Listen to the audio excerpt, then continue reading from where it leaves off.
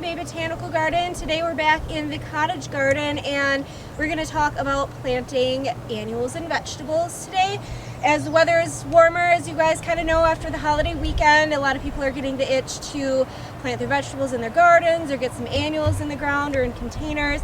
You know, now's a pretty good time to do that. I think the danger of frost hopefully has passed. It is Wisconsin after all, but pretty much anything you got the go ahead to get it in the ground. So today I'm going to show you a quick little demo of doing a container garden with some vegetables. You know, a lot of people are really getting the itch to get their vegetables planted, but not everybody has a vegetable garden to grow them in. So a good option for a lot of people, apartment dwellers, condo dwellers, is to do them in containers. So over here, I like to do containers in the cottage garden that mix vegetables and herbs and even sometimes mix some annuals in there. So this little tomato that we have right here is just a little baby, but this is a Red Racer tomato. It's an All-America Selection winner. This is a patio type tomato, so meaning it's determinate and it's going to stay nice and small. So it's perfect for a container. I've got some purple Ruffles basil in here, some ornamental kale, some bronze fennel, and some cilantro. So you can see, you know, your containers can be edible, but they can also be pretty with different colored foliages and different textures.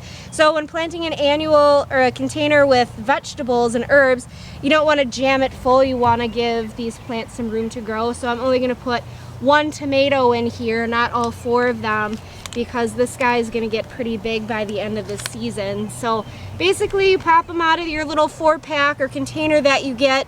This guy doesn't have too bad of a root problem in terms of being really root bound, but I always like to kind of rough up the bottom of the pack before I plant it, because then those roots are stimulated to grow, and when you put them in your pot and water it, they'll start growing and filling the pot. So basically just use your hands. If you're using a container, you always want to use potting soil, not garden soil or topsoil, because it's nice and light, and then the soil isn't going to get compacted in here, and then it's also got better drainage and better space for the roots to grow of all your little plants here. So your tomatoes, you can plant a little bit deeper, because as that stem is exposed to the soil, it'll send out some more roots, so then it'll be a nice strong tomato plant.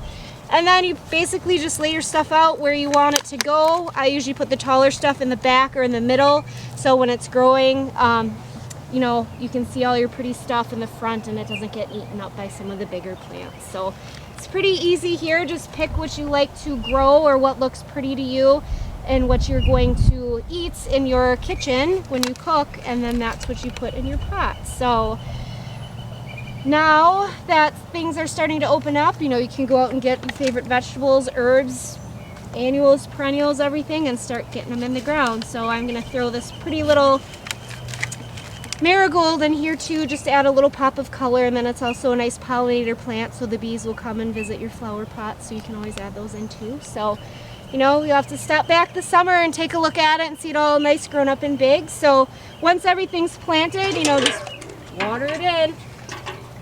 You want to be really careful with anything in a flowering pot like this, you know, that use a really light splash of water on the initial watering, because those roots aren't all set in yet, and you don't want to wash all the soil out from away from your plants. But basically that's it in a nutshell. Really easy, as you can see. So go to your garden center, pick out your favorite plants and put them in a container or in your ground. And check out our website, gbbg.org, for more updates and behind the scenes here at the garden.